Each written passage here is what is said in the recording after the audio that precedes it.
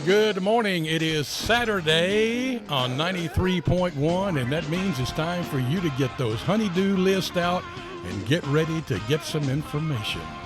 This is Tricks of the Trade with West Tennessee's premier honeydew helper, John Allen. Good morning, sir. Good morning, Mr. Jim. How are you? I am upright and taking in air. Other than that, I can't guarantee.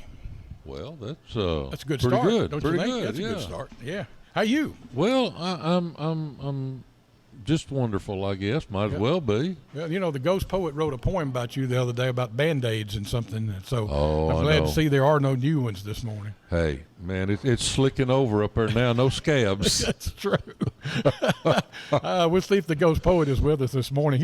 They wrote me a poem yesterday afternoon. Dan Morris and I were talking about ponds and koi ponds and stuff like that. I said I've got a new visitor in my little waterfall out there. We got a new frog. I mean, he just showed up out of nowhere. Really? Yeah, big old bullfrog about the size of my fist. Yeah. He's out there sucking down bugs at night, I guess. But the poet wrote me a poem about my frog yesterday afternoon. He said, the poet has a fat frog that sits under our zapping light. He must like his food fried both day and night. Well, that's all right. That's pretty good. That's all right. So what's on the plan for this morning? Let's tell everybody, first of all, this is Tricks of the Trade. The call-in phone number is 731-891-6161, and that's what we would prefer to do this morning. That is talk to you rather than having John babble. There you go. 731-891-6161. Or if you want to text it in, that's better for you. That's easy too. 731-410-7560. You can see us live on Facebook right now. Yall.com Facebook page. News Talk West Tennessee and News Talk Jackson. And later in the morning, it'll be over on the YouTube channel. So check it out there. If you're still not up and awake this morning, maybe you haven't finished cup number one yet. I've got cup number one, and I comb my hair, so I'm ready for prime time. Yeah, bring it on, baby. Yeah. He's ready for his close-up, CB. Uh-oh. John Rawl over here taking care of the feeds to the social media. John, we appreciate you being here this morning, and we got an okay on that one. So what's on the plan today? What you been doing? Well, you know, things come in threes. Mm-hmm. Don't know why. Granny always told me that. My daddy told me that. And last week on the show, I talked about people that had useless jacks under their house. Yes, you did. And I got called out of town this week. Oh, I was going to ask you if you got 3 calls about that. Yeah. No, but I got my third jack house story, whatever you want to call it. Man. That came in that I had to investigate Wednesday, and you talking about a nightmare. Another one? It was worse than the one I talked about last week because, and I guess I wanted to start out with this just to tell people something to watch out. Now, you know, everything about this house that I looked at, which was well over 100 years old, mm-hmm. They had. Well, I just couldn't count that high without taking my shoes and socks off.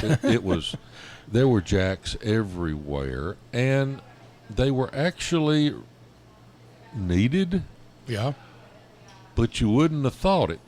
And I lost a good pocket knife over this because everything looked pretty good.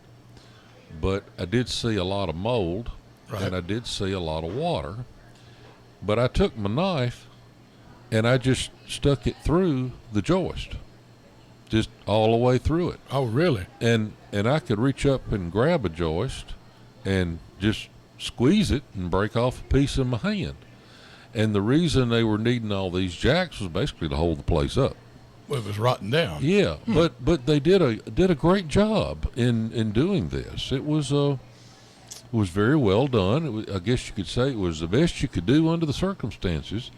But the thing of it is, they never, although they've been working on this for a long time and had a lot of people up there doing it, they didn't solve the problem that was causing the wood to disintegrate. Right. And that had to do with one of the lousiest ductwork systems I've seen in my house in a long time. They essentially, it was raining under the house. Oh man, we didn't have it insulated, or no, they had breaks in it, and it stopped about a couple of feet before the boots went up through the floor, and that was creating the moisture that was feeding the mold that was, causing things to grow. Right. And pretty sad situation, because it was an absolutely beautiful home. Beautiful, well taken care of, well maintained, very historical, and unless they get a fix on it. And once I identified the problem, I told them what they need to do to keep things from continuing to get worse. So hopefully that'll all work out, because I hate seeing a beautiful home like that continue to go downhill. So yeah, and the older they get, the quicker they go if you don't keep up with them. Well, that's true, and this was just kind of a classic boo-boo that they had. They were doing all the right things, but they wasn't taking care of why it was doing what it was doing. Yep. So anyway, we got through all of that, and then I got back, and that night I have a tendency to take my pocket knife and clean my fingernails from time to time. I went to do it that night, and I reached in my pocket. It wasn't there. You left it inside the joist. I did. It's stuck in a joist. It was in that last picture I took. So if you see a white pearl-handled pocket knife, years and years from now, just remember it's mine. It may be the only thing holding that house up 10 years from now. Who knows? That's right. Was it a buck? No, I couldn't tell what male or female. I didn't know. I knew it when I said it, that I was opening the door. You know what we have done? What have we done? We have awakened the ghost poet. Uh-oh. This time of the morning, he has taken pen in hand. You ready? Bless his heart. What's he got to say? Don't throw any shade on tricks of the trade. If John Allen is not hurt, then he's not doing any work. He know me pretty well, don't he? He got you pegged, baby. Tell you what. Unfortunately, he's got us all pegged. I think he knows us all too well.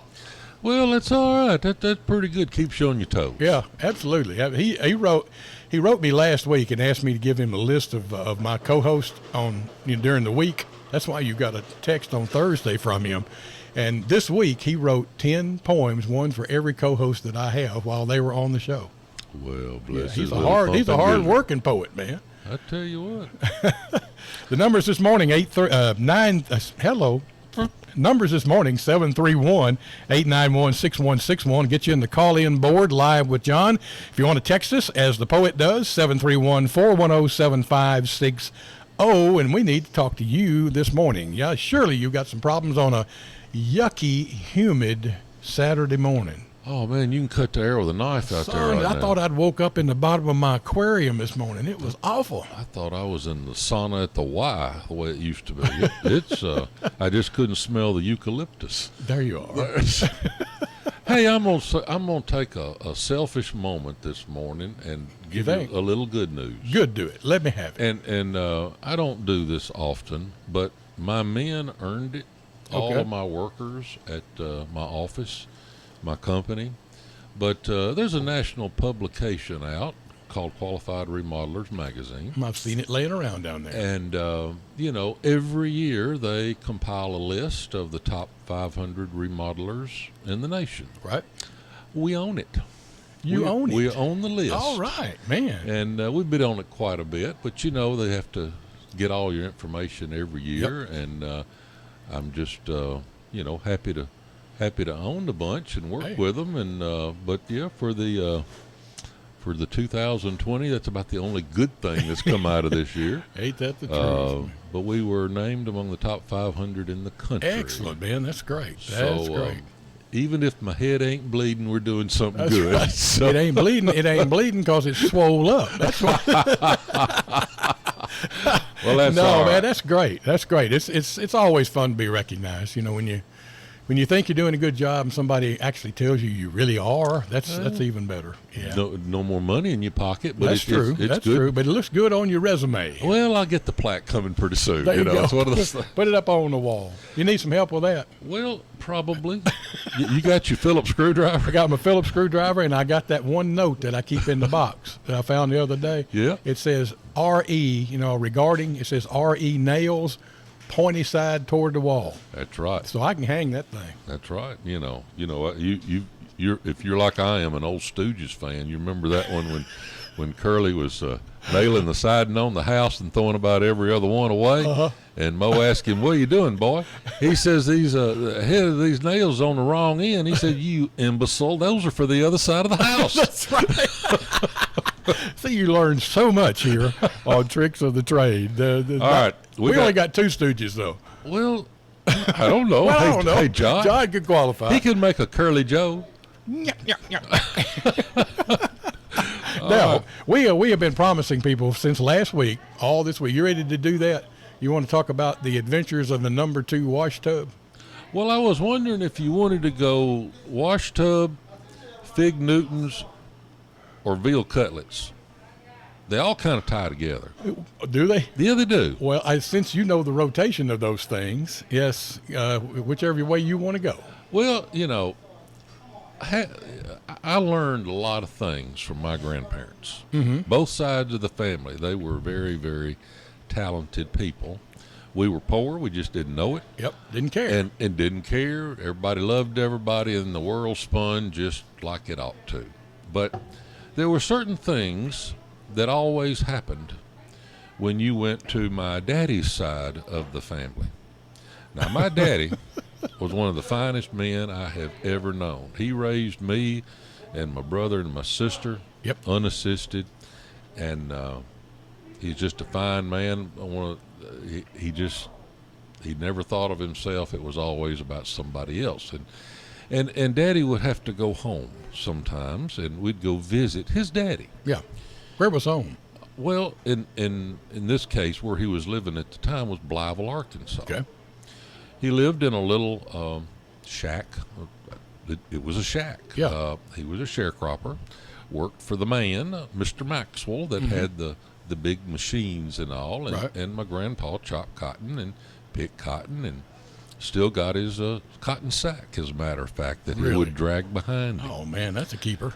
So, we would go there, and Daddy would drive. Now, I was just a little fella, and Daddy had a 53 Mercury.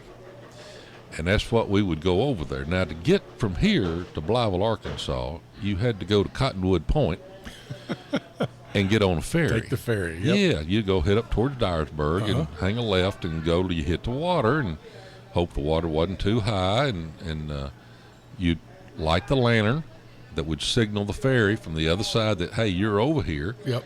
And, cost you $1.50. Really? That was a lot of money back then. Oh, yeah. To take you drive on the ferry and drive off on the other side and head on down to Blytheville. Well, we would get there. Normally that would be on a Friday night. We were going to stay the weekend. Well,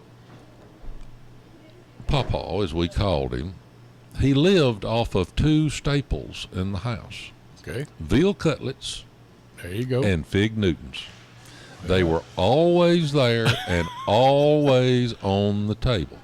Always. Dinner and dessert, huh? That's right. Okay. Now, Mama would come in and cook a few vegetables here and there, have some peas and beans and occasional corn or two if we kind of went out in the field next door and snatched just a couple of ears off the stalks.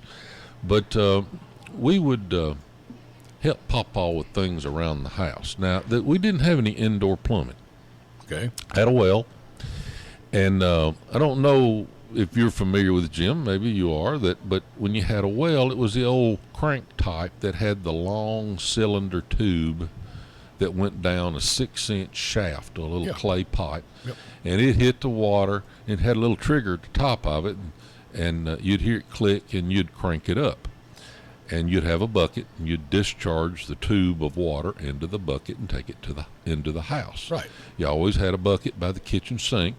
Kitchen sink would drain outside and run off towards the the creek that was right there by the house. Got it.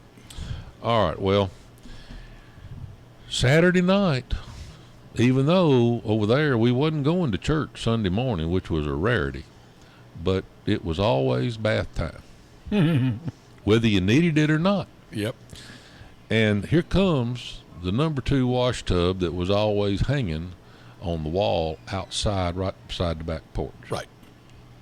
So we'd draw the water up, and then we would heat a pot of water, and we'd put it in the tub. Now, the tub would hold, number 2 wash tubs about a foot deep, tall, but Daddy wouldn't ever get that water in there more than about 2 inches deep, because he didn't want us to drown. Yeah. Okay. And if you complained about too much, not enough water, and you wanted some more, you would instantly get a story from World War II. That was plenty of water that he used to take a bath in his helmet. That's exactly. Every time, same story. No matter, he would always throw that story at you, which means you're good enough. You don't need any more. Things are worse, and consider yourself blessed. Exactly. I was the oldest. Lucky me. I got the clean water. You got to go first. I got to go first. Now, I was a dirty little boy. I just played in the mud, and I enjoyed it. Yeah. And then here come my brother. Now, Phil would get in the water, and it was kind of murky after I'd done finished with it. That's right. At the beginning to warm up a bit. Yeah, it you was. Didn't ever help it warm up, did you? Well, never mind. I'm not saying that. Depend on how I got along with my brother or not that day. Enough said. So Philip gets in, and when he's finished, you know, there's a sandy bottom, so it's like being on the beach. Oh, man. And it's time for my little sister to get in.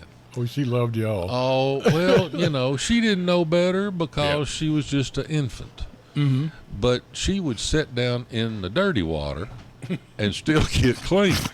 Of course. And it was kind of hard to see. Well, you couldn't see the bottom of the wash tub because it was just dirty, but I guess we were clean. Sure you were. And while all this was going on, you'd get a towel that came out of a Duz box. Mm-hmm. You remember Duz detergent? I sure do. D-U-Z. That's where we used to get our fine linen. Yeah, we did too. Yeah, we did too. You could get you a fine wash rag and a bath towel out of your Duz box. That's right. And if you used it enough times, you finally got the soap out of it, and you could wash it out and dry off your youngin. Now, if you didn't get all the soap out of it, if you just pulled it out of the box, they got kind of slick. It'd slip out of your hands when you dried them off. They'd foam up on you a little bit. Yeah, I think we dropped Patty on her head a couple of times because we didn't get enough detergent out of the bath towel, because she got a little slick sometime.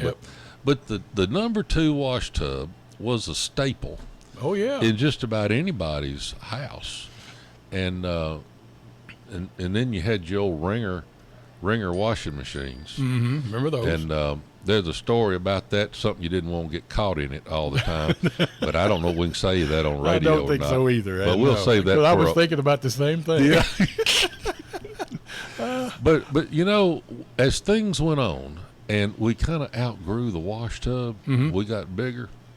Papa come up with an ingenious idea. Okay. For a shower. And what we did was we got a crate that we got from the mercantile store down the road. Okay. He let us have a crate, and he brought it home. Of course, you didn't have grass growing around the house because the dog kept it trimmed down all the time, running in circles. Dog and the goats. Yeah. That's right. And but he could take that 55-gallon drum, and we hung it in the fork of a tree about 6-8 feet up in the tree. And you remember them old rubber hoses you used to get and stick on the nozzle of your tub? Hmm? That had a little had shower on the end of it? spray head.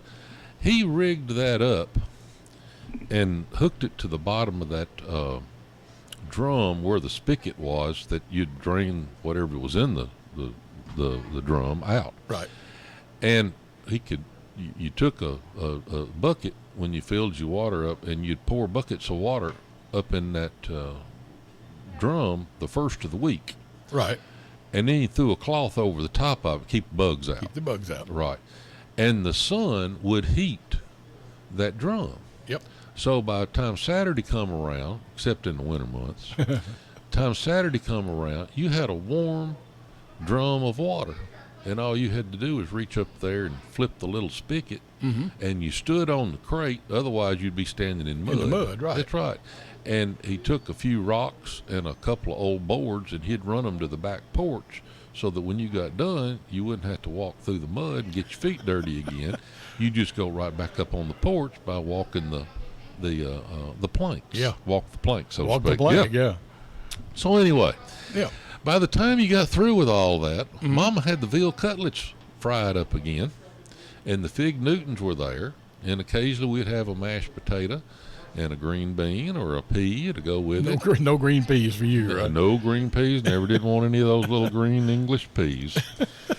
And anyway, that's the story of the number 2 wash tub. Yeah. Now, what brought all that up was I got one the other day. Just for old time's sake. Just for the old time's sake. We washed the puppy. Yeah. Yeah, that's a great dog washer. It's a good dog washer. And when I had an old basset hound, I had one back then, and we could put Fig. That was my dog's name. Yeah. We could put him in there and run a little strap around his collar and tie it to the handle on that number 2 wash tub to kind of keep him in there. Yep. While we doused him with water, because he didn't like a bath at all. Yeah. If I could have somehow tied the other end, his tail to that other handle on it, Yep. it'd have been a lot better. But he kept, he'd flip that tub over trying to get him out. It was a match. It was a match. Just be glad you didn't have cats. I ain't never washed a cat. I tried once back a long, long time ago, and he was not appreciative. Let me put it that way. Well, I've the only ones I've ever washed, they were inside of a pillowcase, and boy. we're not going there. Yeah, That's been a long time ago. ASPC, if you're listening, that number is John Allen. Got a couple of texts for you this morning. Says, when I was a young child, we would take the ferry at Cottonwood Point going to my grandparents in Pocahontas, There Arkansas. you go. Yeah. Yeah.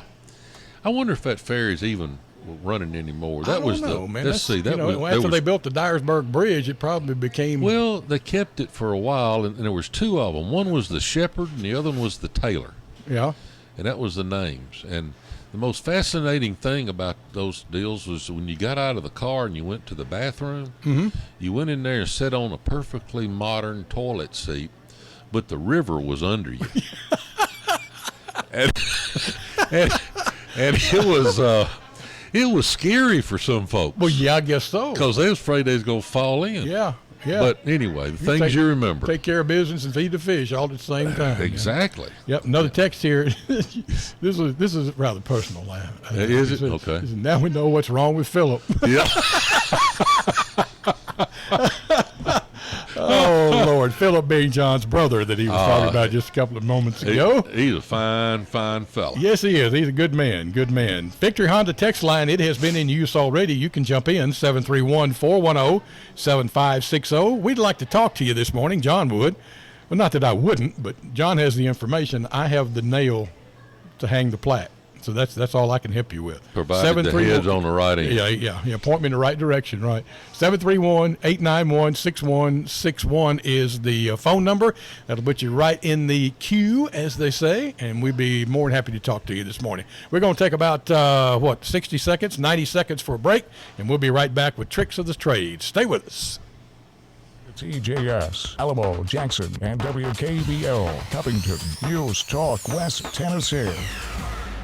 And now a word from Paul Schulze, a satisfied customer of Hal MacGyver with United Country MacGyver Land and Realty. Take it away, Paul. I had a 109-acre farm with a log home to sell, so I went with Hal MacGyver because he specializes in log homes, farms, and lakefront properties. Someone from Missouri looked at the farm the very next day, and the day after that, someone from Florida gave a full-price offer. If you want to sell your home for the best price, call Hal MacGyver at United Country Realty. There you have it. Call Hal MacGyver with United Country MacGyver Land and Realty, 660-5152.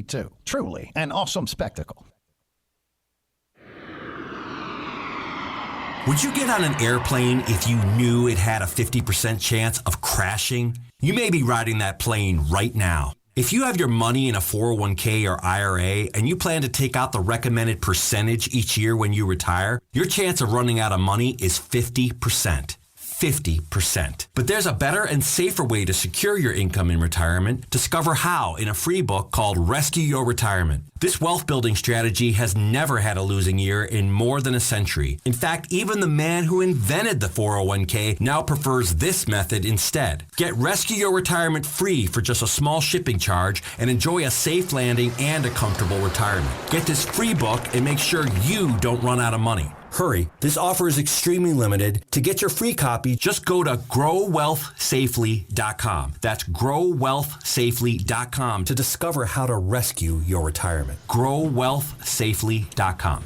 Saturday morning on News Talk for West Tennessee, 93.1 WTJS. This is Tricks of the Trade with John Allen, and we'd love to talk to you. 731-891-6161. Somebody needs to break the ice this morning.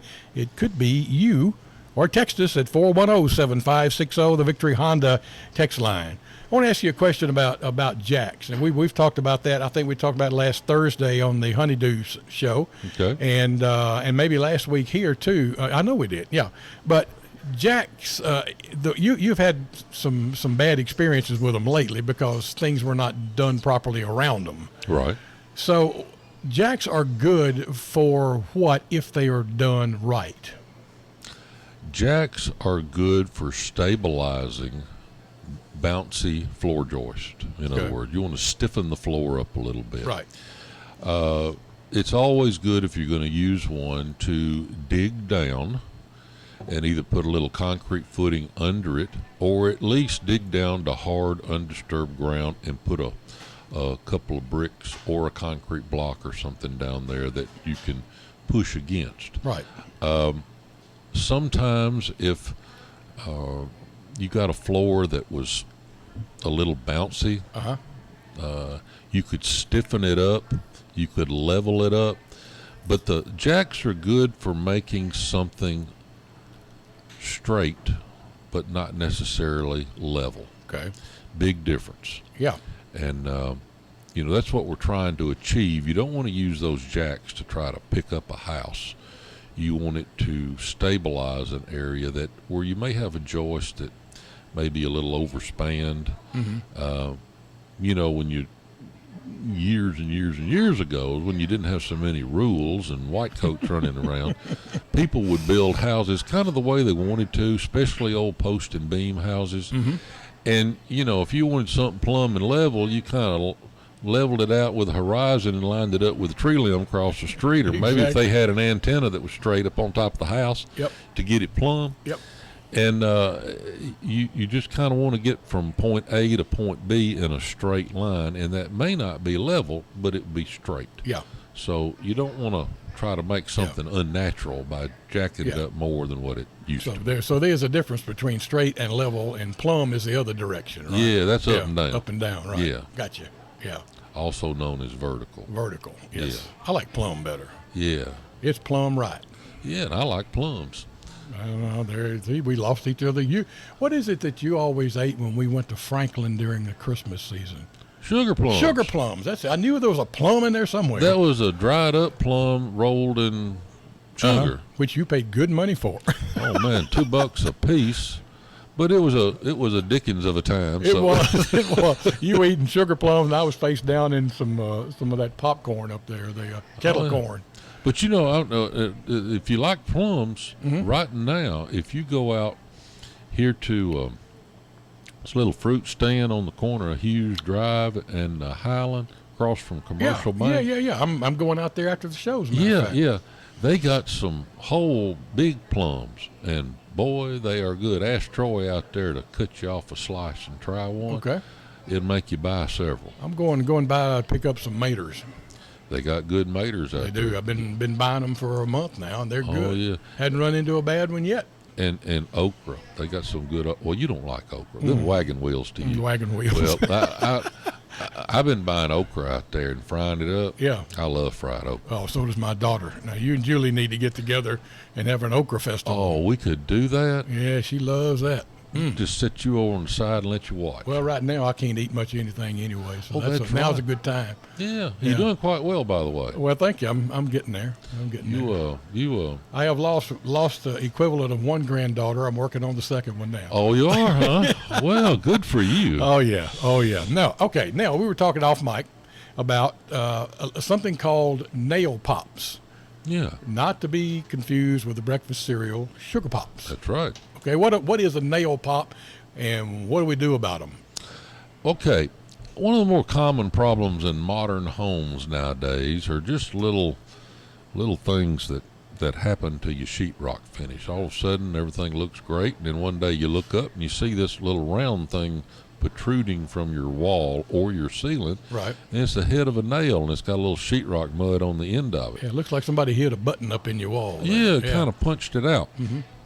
Either that, or you're looking up from the corner of one of your doors or your windows, and you see kind of a zigzagged crack that runs up to the ceiling where your sheetrock's cracked. And people get a little excited about that because they think there's a huge structural failure. As a matter of fact, and some people get a little excited over things like that. I had one lady call me a couple of years ago that was swore up and down we had had an earthquake. And it made the nails pop in her house. Yep. And she was, it took a while to convince her that we hadn't had an earthquake. And if we had, there would be other houses affected. But oh no, she had an earthquake at her house alone. Specific earthquake. Now, if she had been a big woman and fell down, I could have probably justified it. But that really didn't happen. It was just nail pops. But anyway, here we go. Nail pops happen when your house is drying out. It's kind of a natural thing. Yeah. Because if you get a house and maybe it was built and all of the framing material got wet. You had a real good rain while all this is going on, and they nailed the sheetrock, and you thought the wood was dry, but maybe it still had a little excessive moisture in it. Right. And sometimes that those studs in the wall will kind of twist and turn a little bit. So I'm going to tell you a little more about that, but if you got something going on the board over there, let's take a text or a phone. I have two texts over here. Number one is an informational piece. It says Cottonwood Point is now an historical landmark and no longer runs. So that cleared up the ferry. All right. And let's see, we've got another one here. So John, would you suggest trying to fix a plaster ceiling myself or hiring it out? I'm pretty handy, but I'm not real sure. Thanks.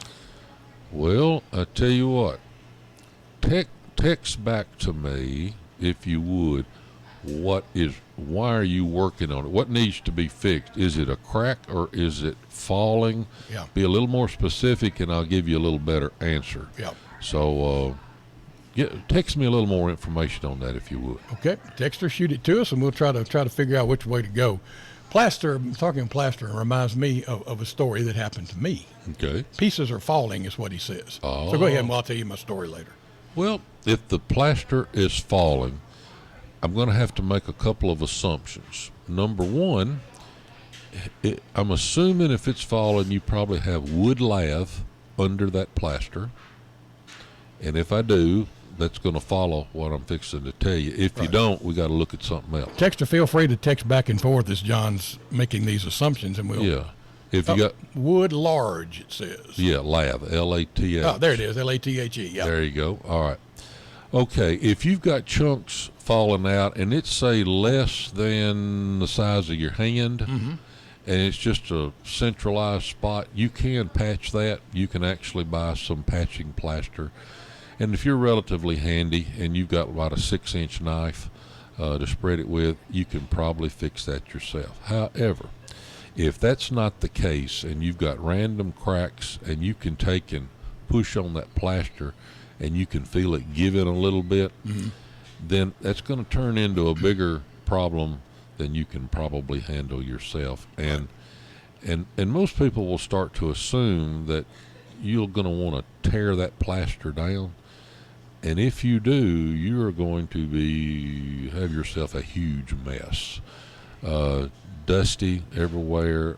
You'll start nailing in one spot or patching. You'll have another one turn loose. It gets real involved. So most of the time, I tell people, if you want to do this and do it right and have it look really professional, forget the plaster.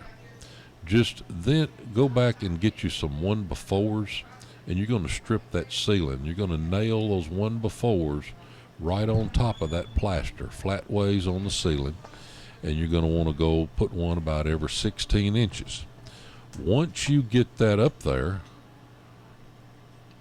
oh yeah, okay. Well, follow what I'm doing, because this is what I'm saying, because you're going to have to do this. I just looked at a picture that was sent to me by the person texting this to me, and in this case, you're going to need to secure that plaster ceiling. So strip it out with wood lath, and run a strip all the way across the room.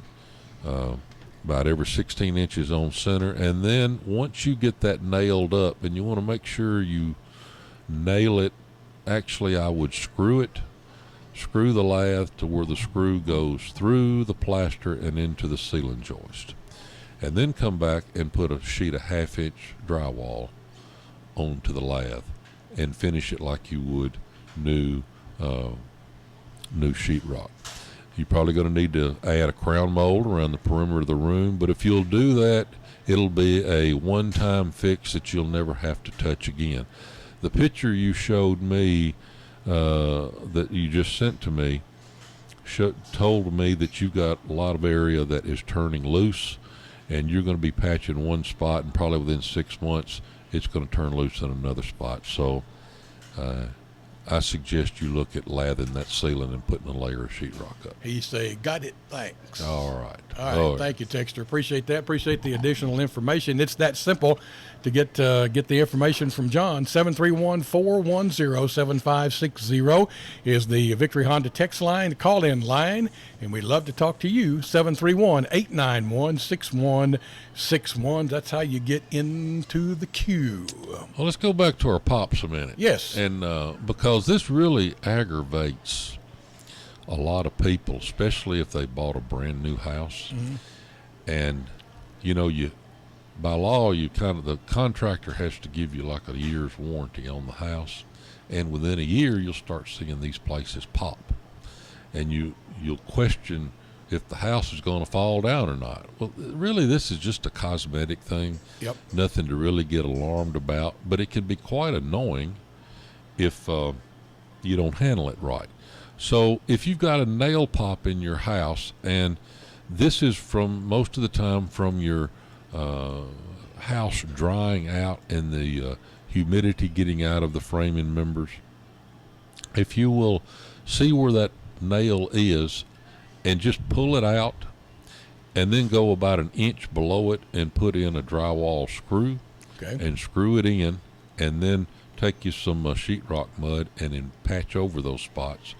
If you'll replace a nail with a screw, it'll hold just about every time, and it's really nothing you need to worry about. There's nothing, foundation's not slipping, you're not sinking in the sand and causing all kinds of problems. Right. However, if you're one of these looking at your door, and a lot of times this happens in closets, and all of a sudden you're looking at the wall, and you've got this little jagged crack going up at like a 45-degree angle from the top corner of your door, mm-hmm. and you wonder, what's going on there? Then you may have, again, a small problem, but it is a small problem, but it is a problem. Back in the day when we did things right, and I'll just say it at that and leave it alone, you had blocking under in your joist that your walls set on, and you probably had 1x8, 1x6, 1x8 diagonal subfloor, and your wall set on top of that subfloor, and it may be between two floor joists. Mm-hmm. Well, now you don't have 3/4 subfloor a lot. They've got a little skimpy on us, and we've gone to 1/2-inch subfloors. And then people are not putting that blocking between the joists to hold the wall up. So the weight of that wall is pushing down on that 1/2-inch subfloor, causing a little sag in it. That sag is causing that crack.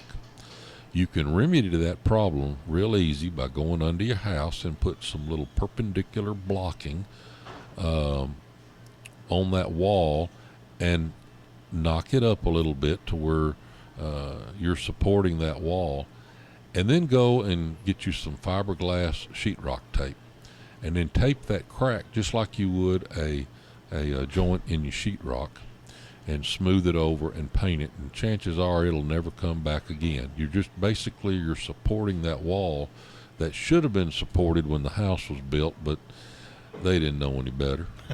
Bless their hearts. We have 2 texts coming in this morning. One of them says, are all studs typically spruce? No. Pine around Well, here, you can isn't it? do yellow pine, Yeah. you can do spruce, you can do western cedar, you can do fir. There's just depends on what the lumberyard has. Now, you normally don't want to use utility fir for your studs or your joist. Right now, the way lumber's getting at lumber yards, I'm just looking for something that's got 4 corners on it and then it's straight. Something straight, yeah. But wood's getting a little ridiculous right now, and it's also getting real expensive. Yeah. But the best studs I have found, and I wish I could buy them again. And I used to get them all from Mike Glennon's son when Mike was in business years and years ago. But they had western cedar studs. I love the smell of that western cedar. Yeah. They had 4 corners on them. They were straight, easy to work with, but boy, did they suck up the moisture.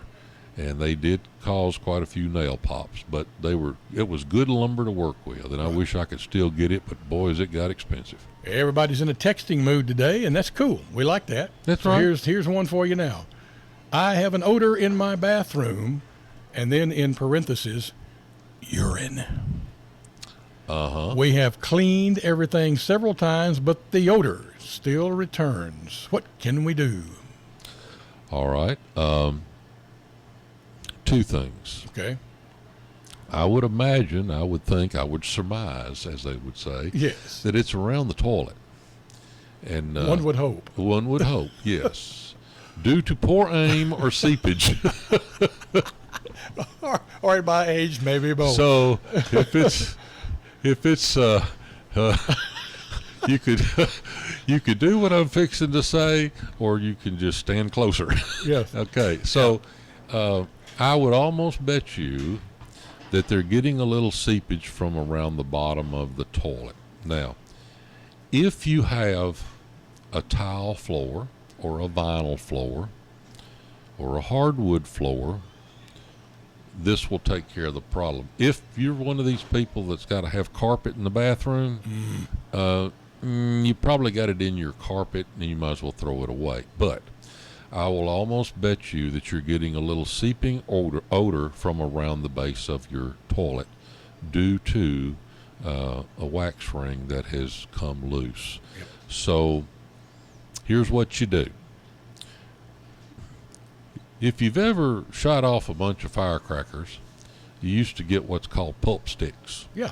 Now you can also, I don't know if you can buy pulp sticks anymore or not, but I know you can get incense sticks. Yeah. Same. It would do the same Yeah, job. Wouldn't it? yeah. Yeah. And smell better too. Get you a little incense stick and light it. And then get down on your hands and knees and hold the tip of that incense to where the toilet sets on the floor, just at the crack there where it joins. Right. And as you're flushing the toilet, see if it sucks in smoke from the incense stick. If it does, that tells you you've got a breach in that wax seal. Right. And if that happens, you need to replace it, which means you're going to have to pull the toilet up, take the old wax seal off, which most people don't realize you got to do that. It may be stuck to the bottom of the toilet. It may just be stuck to the top of the flange that's on the floor. But look both places. Now, when you tilt that toilet, you're going to have a mess.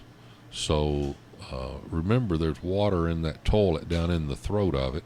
So you're going to have to dip all that out or pick it up level while you're setting it over in the bathtub so you don't spill it.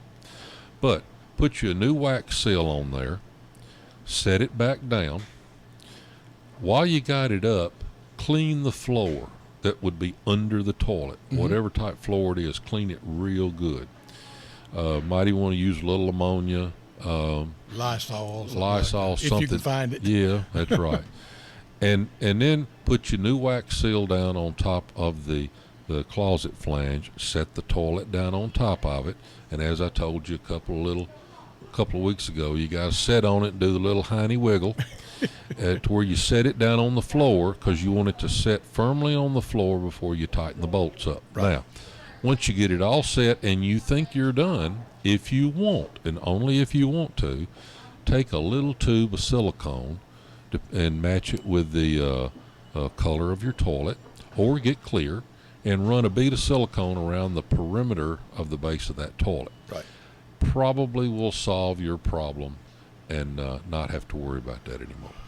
Excellent. Thank you, Texter. This one I think may be a straightforward, quick answer. What's the difference between PVC and CPVC pipe? PVC is white and it's only for cold water. CPVC is for hot and cold water. So a lot of times people will use PVC for the main line running into the house, and then once you get inside the house, which CPVC is kind of a vanilla color, you would use that for hot and cold in the house, and it will withstand the temperatures. Interesting. Yeah. Yeah. Okay. Thank you, Texter. Here's another one. Could a sweating trunk line in a crawl space rot floor joist and subfloor over the years to the point of collapse? Yes. That is exactly what I ran into when I was talking at the beginning of the show. Here's what happens. People assume a lot of time that you get moisture in their house from the ground, and then they go out and they put a beautiful vapor barrier down, and cover the ground. They say, well, I got this problem solved. And then you have ductwork that is dripping. Well, that water will drip out of that duct. It will collect on top of that plastic. It will evaporate. And then right above it, it will condensate. Right. And when it condensates, that moisture fuels rapid mold growth. That rapid mold growth under long-term situations will degrade the wood. The cellulose in the wood fibers disappears, and you lose all your structural integrity. And you can literally grab those joists and break them off in your hand. Yep. One of my favorite stories was a job in Fox Meadows, out west of town. Yeah. Go out to a beautiful home, fine home, and I go out there, and lady has a problem, and she says, you just gotta see it to believe it. I says, well, tell me what. She says, well, I got a little foundation problem. I said, well, be a little more specific. She says, well, when you get here, you'll see it. So I go into this beautiful home, hardwood floors, and I walk in, and I see something don't exactly look natural. The keyboard was really low, as in on the floor of her baby grand piano. The legs of her old piano had gone through the floor, and it was one of those that it didn't have a frame under it. It was just 3 legs. Yeah. It had collapsed through the floor, and her piano was on the floor. At floor level. At floor level. Whoa. It'd been a good way for a midget to play a tune. But anyway, that's another story. So I go and open up the crawl space under the house. It was beautiful. It looked like it snowed under the house. It was a winter photo if I've ever seen Winter one. Wonderland. It was like 1-inch white fuzzy mold over that entire crawl space of that house. Oy. They had a hot water leak. that they didn't know about. Just spraying a little stream of pinhole. Pinhole thing, yeah. And boy, it was pretty. But we had to completely tear out the floor system in that house. Spent about a month over there. Wow, man. Because you'd have to kind of shore up your walls to let them hover while you ran new joists underneath them. But to answer your question, yes, leaky ductwork will cause thousands and thousands and thousands of dollars worth of damage to the floor structure. Here's a follow-up from that same texter. Is that an insurance issue possibly? No. Unfortunately, no. Sorry, texter. That's called long-term. Mold is normally excluded except, here's an out. I don't know if this is your situation or not. Some homeowners' policies will cover mold damage if it was generated by a water leak. Okay. And even then, it's going to be questionable. Is it as if you should have known about it or not? Yeah. But because if you knew about it and ignored it, you probably won't have any coverage. Yep. But if it was sudden and accidental, but you just didn't know about it, and there was no way you could have known about it, yep, you may have a little relief there, but it's going to depend on how good your agent is and how fine a policy that you got. Okay, I'm making assumptions here, like we do sometimes on a text, but he didn't mention the mold in his particular problem. He's talking about the floor joist and the subfloor deteriorating to the point where they're not good anymore. Is that if you're not dealing with a mold? I don't think so. Don't think so? No. Okay. I was trying to help you there, Texter. Yeah. Yeah. Yep. Thing of it is, he may not know it, but he does have the mold. Yeah. He just may not see it. It'll look like little black specks, fuzzy stuff all over. Yep. But now here's the follow up to that. People will see they got that little problem and they'll say, okay, I got a little mold under the house, so I'm gonna spray it. And I've told people, I said, go get you a sporicide and spray the mold and kill it. Right. Now that's not bleach. Right. Bleach is wrong. Yeah. Anyway, but spray it. Well, here you go, you spray it and you've killed the mold and it comes back. And you wonder why. Well, that's because dead mold becomes a food source for new mold growth. It's a live, living thing. So in a lot of cases where you got heavy mold and you've killed it, you're going to have to go under there and scrub your timbers or encapsulate those joists. In other words, you're going to have to spray them, paint them, Yep. and seal them off. Now, you think that's a hard job, but encapsulating mold in small areas under 100 square feet, you can do it with soapy water. Really? Yeah, you just get you some Dawn or Palmolive or whatever, and just put a bottle of it in a bucket of warm water and put it in a little pump-up sprayer and spray it down, and that soap will encapsulate that mold and do just as good a job as any chemical. Here's another follow-up from the same texter. We ain't got no chance against Mother Nature. Yeah, you're right. When the elements get together, he says, pardon the Anglish, A-N-G-L-I-S. Thank you. You're one of us, aren't you? Thank you. Boy. We appreciate that.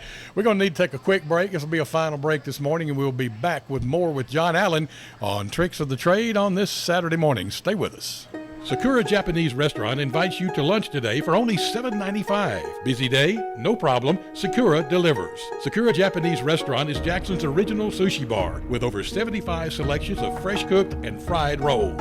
Sakura recently introduced the new Chinese menu. Impress your friends, family, and business clients this season with a Sakura meal or stuff their stockings with Sakura gift cards. Jackson's original sushi bar is Sakura, online and on Carriage House Drive next to Gold's Gym.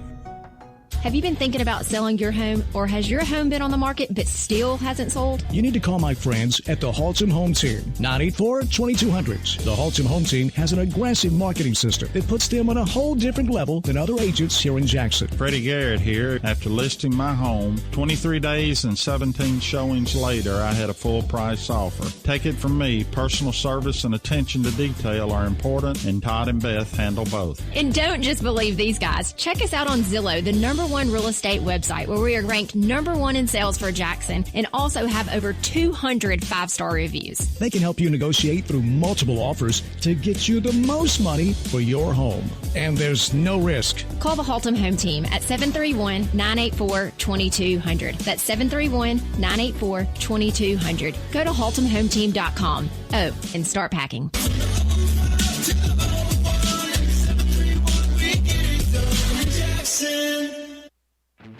Here at Jackson Off-Road, we are a complete automotive service center that does work on area business fleets, servicing and repairing both diesel and gas engines. Our experienced technicians and advanced technology will upgrade your company's vehicle's performance, saving you significant dollars. Graham Snack Food said, Jackson Off-Road keeps our fleet of vehicles on the road in a timely manner, regardless of what repairs are required or what time of the day or night we call for service or repair.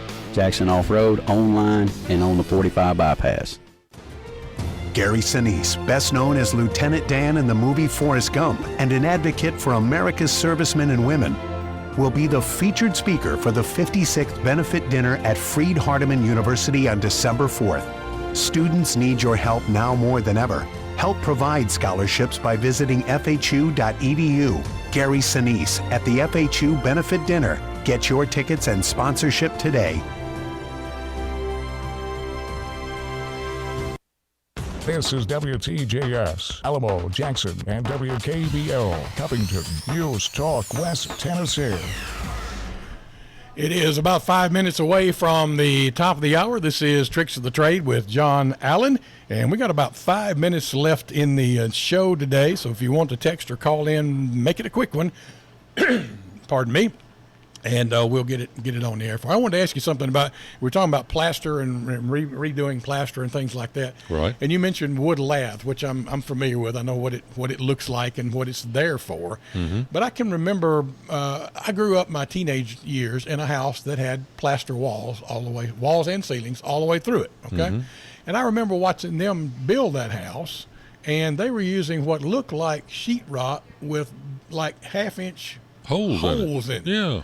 Was that something that came along after the wood lath because it was easier or cheaper, or is that just another way to do it? That came after the wood lath because the wood lath was so pliable and got hard to find all the fern strips. You had to work with what you did, so you went with well, I just had a senior moment. It's a not sheetrock, but backer board, something. Yeah, it was it was like a backer board. It was, but you're right. It had holes in it, and then you put plaster on top of it, and the holes that were in that board, the mortar, the plaster went through it, and that's what held it to the wall. Right. And it was plaster board, what it was. It's plaster board, what you called it. Yeah. And you use that, and then if you had a real nice house, mm-hmm. you had wire lath in it. Yeah. Now, my house has got the wire lath in it. Yeah, we did too, yeah. And oh my goodness, you can't hardly drill through it. And it is not a crack in it. And that was some fine stuff, and that wall's about an inch thick. Yep. But there was a lot of different ways of doing it because they kept trying to deal with movement problems and expansion and contraction. See, houses are always moving. They're not ever sitting still. Yep. Yeah, and it was a good wall. This was 1963 when this house was built. So, and local builder by the name of James Smith was the contractor on Fine man. That. Fine man, yeah. Oh, yeah. Yeah, he could put one together. And it's a good solid wall unless, and we'll talk about this because we don't have time to go into it, unless you hit it with a 59 Pontiac. Oh, yeah. We'll save that to next week. We can jump around a lot and tie things together. I know, it's amazing. We've gone from veal cutlets to wash tubs. We talked about pipe boogers and fig Newtons, and we can tie them all into a show. Now we into a 59 Pontiac. That's right. Oh, man, it's always fun, always entertaining and informational. Man, I appreciate the opportunity to do this with you on Saturday mornings. And all things being equal, I guess we'll do it again next week about 8 o'clock or so. We'll try that, and that just for some reason crazy stuff pops in my head. One of these days too. when it gets real cold and what we call around here hog killing time. Yes, sir. I'm gonna tell you about the worst whooping I ever got. Was it a circle whoop? Yeah, run you around with a switch that I had to cut myself. Yep. Go out there and choose me off one, and don't bring me nothing small. And man, it had to do with chitlins. So we're gonna Chitterlings. So we're gonna tell a story about that maybe in February when it's really cold one morning. Sound like a plan to me. Yeah. All right, we'll do this again next week. Thanks to all of our texters this morning. We appreciate the input, and we'll do this again next week with John Allen at 8 o'clock on 93.1. We call it Tricks of the Trade, and for good reason.